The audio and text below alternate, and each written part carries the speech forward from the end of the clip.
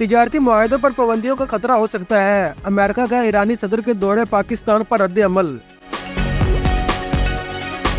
معاہدوں پر غور کرنے والوں کو ممکنہ پابندیوں کے خطرے سے آگاہ رہنے کا مشورہ دیتے ہیں۔ امریکہ نے ایران سے تجارتی معاہدوں پر پابندیوں کے خطرے سے آگاہ رہنے کا مشورہ دے دیا۔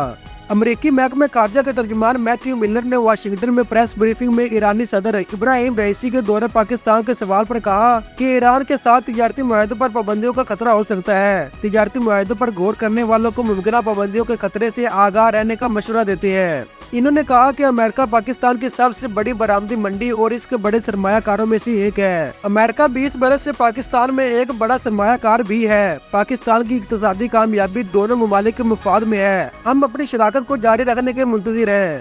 واضح ہے کہ ایران کے صدر ابراہیم رئیسی پاکستان کا 3 روزہ دورہ کر رہے ہیں۔ گزشتہ روز دورے کے پہلے دن پاکستان اور ایران کے درمیان 8 مفاہمت کی یادداشتوں پر دستخط بھی کیے گئے، جبکہ دونوں ممالک نے 2 طرفہ تجارتی حجم کو $10 ارب تک بڑھانے پر اتفاق بھی کیا۔